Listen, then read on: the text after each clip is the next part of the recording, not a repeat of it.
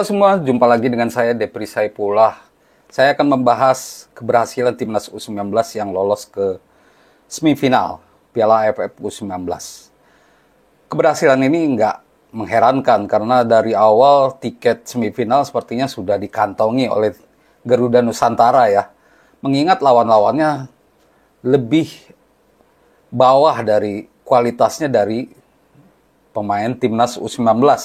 Tapi itu bukan berarti tidak berjuang keras, karena di 3 laga sebelumnya pemain Timnas U19 sudah memperlihatkan bahwa mereka punya kualitas, mereka punya kemampuan untuk menaklukkan lawan, punya kemampuan untuk mencari solusi gol. Meski lawannya di bawah mereka, dan tentu ada beberapa PR yang harus dikerjakan oleh Timnas U19.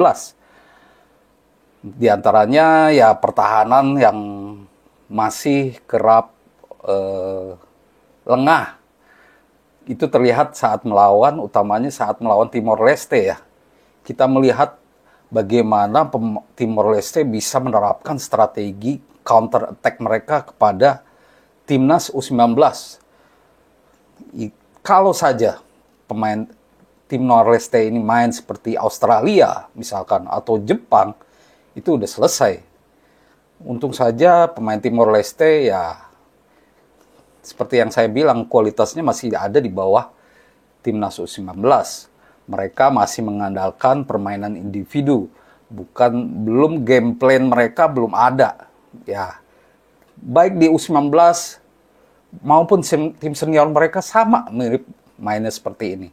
Jadi kemenangan 6-2 lawan Timor Leste bukan sesuatu yang mengejutkan, walaupun tidak mudah. Nah, saya menilai bahwa permainan seperti ini harus dipertahankan dengan beberapa catatan seperti tadi yang saya sebutkan tadi. Salah satunya yaitu pertahanan. Dan menurut saya Timnas U19 akan mencapai klimaksnya di semifinal nanti, karena seperti yang saya sebutkan di 2 video sebelumnya soal Timnas U19, bahwa Indra Sapri ini selalu menerapkan strategi rotasi. Dia mempercayai seluruh pemainnya. Dan kesempatan itu ada apalagi mendapatkan lawan yang mudah di grup A. Nah, Indonesia akan menghadapi Malaysia atau Thailand di semifinal nanti. Indonesia memastikan juara grup A dengan 9 poin. Sedangkan runner up dari grup A tidak ada. Karena Timor Leste, Filipina, dan juga Kamboja sama-sama mengoleksi 3 poin saja. Begitupun di grup B. Di grup B hanya Australia yang sudah meraih 6 poin, sedangkan Myanmar baru 2 poin, dan mereka sudah tidak mungkin lagi menjadi runner-up terbaik. Di grup C, penentuan siapa yang jadi juara grup akan ditentukan pada laga berikutnya antara Malaysia melawan Thailand. Menurut saya, kedua tim sama-sama kuat dan siapapun lawannya tidak masalah. Dan menarik menurut saya ini, Malaysia atau Thailand, kita masih bisa untuk mengalahkan mereka gitu. Kita punya kekuatan yang cukup fantastis untuk mengalahkan mereka. Walaupun Malaysia dan Thailand juga menunjukkan performa yang apik ya sepanjang fase grup C. Melawan Singapura, Brunei, mereka pesta gol gitu. Ya, kembali lagi bahwa kekuatan dua negara ini dengan Singapura ataupun Brunei masih jomplang. Utamanya Singapura ya, sangat menurun penampilannya. Dan menarik, kita akan mengharapkan adanya duel menarik dan kita harus melewati semifinal ini. Dan kemungkinan lainnya kita akan menghadapi Australia. Ini menarik. Artinya kita punya kesempatan untuk membalaskan dendam dari U16, Timnas U16. Jadi Timnas U19 sekarang harus melanjutkan performa baik mereka di semifinal yang levelnya sudah naik, dan Indra Sapri pasti sudah punya pemain-pemain mana yang harus dimainkan, dan bagusnya dia sudah rotasi sehingga peak permainan akan terjadi. Dan kita masih menunggu bagaimana kondisi dari Welber Jardim ya. Dia mengalami cedera di menit ke-81 saat menghadapi Timor Leste. Saat ini masih didiagnosa apakah dia bisa main di laga semifinal nanti pada tanggal 27 Juli. Kalaupun tidak, menurut saya masih ada pengganti Welber Jardim, dan Timnas U19 ini cukup dalam.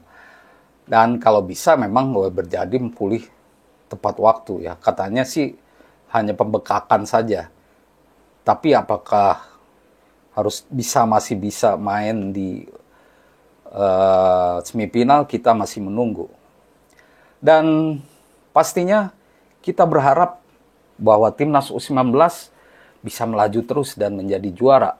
Seperti terakhir kali jadi juara di 2013 lalu ya, dengan Indra Sapri. Dan itu bukan target yang mustahil. Dan semoga finalnya melawan Australia. Timnas U19 juga memperlihatkan sebuah kemajuan, utamanya untuk Jens Ravens, yang saya sudah bilang bahwa di video sebelumnya bahwa Jens Ravens ini tinggal menunggu waktu saja. Dia akan menunjukkan kualitasnya saat mendapatkan peluang emas atau clear chance. Dan itu terjadi saat melawan Timor Leste. Ya banyak yang bilang, kan lawannya mudah gitu. Ya pantas saja bisa. Tapi kalau menurut saya, kalau memang tidak punya kualitas, walaupun lawan mudah, hal-hal yang dilakukan oleh Jens Ravens tidak akan terjadi. Dia mencetak 2 gol dan 2 assist. Dan menarik lagi, Jens Ravens sudah menunjukkan kematangan emosional. Dia tidak egois ya. Dia adalah seorang team player. Ini yang dibutuhkan oleh seorang pemain, apalagi pemain muda. Pada menit ke-56 atau ya saat terjadinya gol ke-5 ya menurut saya, dia harusnya bisa mencetak hat-trick ya saat itu. Saat Caviatur melepas umpan dan bola mengarah kepada rekan kakak tapi memantul ke arah Jens Ravens, seharusnya dia bisa menembak dan gol, tapi dia lebih memilih untuk memberi operan kepada rekan kakak. Maksudnya juga baik. Jens Ravens melihat bahwa rekan kakak punya posisi yang lebih baik untuk mencetak gol. Inilah yang diharapkan. Dia tidak peduli dicap apapun ya. Jadi Jens Ravens ini lumayan di usia yang muda, dia bisa memperlihatkan sebuah permainan yang matang. Dan semoga dia bisa mempertahankan kualitas seperti ini di laga semifinal dan final.